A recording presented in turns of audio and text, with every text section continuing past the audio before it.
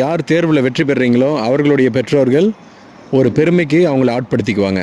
ஆனால் வேலைக்கு போகாமல் தேர்வில் தோல்வி அடைந்த மாணவனின் பெற்றோர்கள் என்ன நினைப்பாங்க? ஐயோ, நம்ம பையன் எல்லார் மாதிரியும் தானே நம்ம பையனும், நான் எல்லார் மாதிரியும் நம்ம பையனும் வேலைக்கு போகணுமே அப்படின்னு உன்னுடைய பெற்றோர் நினைப்பாங்கள்ல. குறிப்பாக உன்னுடைய அம்மா நினைப்பாங்கள்ல. அவங்களுடைய மனதில் நீ வேலைக்கு போகலையே அப்படின்ற ஏக்கம் எவ்வளோ இருக்கும். வேலைக்கு போன ஒரு பையனுடைய அம்மா என்னுடைய பையன் வேலைக்கு போயிட்டான் அப்படின்னு கர்வமாக பேசுவாங்க. வேலைக்கு போகாத ஒரு பையனுடைய அம்மா என் பையன் வேலைக்கு போகலையே அப்படின்ற ஒரு ஏக்கத்தோடு இருப்பாங்க. அப்படியே அந்த ஒரு தோல்வி என்பது ஏற்படுதுன்னா அந்த தோல்வி நீ முழுதாக முயற்சி பண்ணி கடின உழைப்பை கொடுத்து கடைசியில் அது உனக்கு ஏற்பட்ட அந்த தோல்வியாக இருக்கணும். அது வெற்றிக்கான உனக்கு அடுத்த படியாக தான் இருக்கணும்.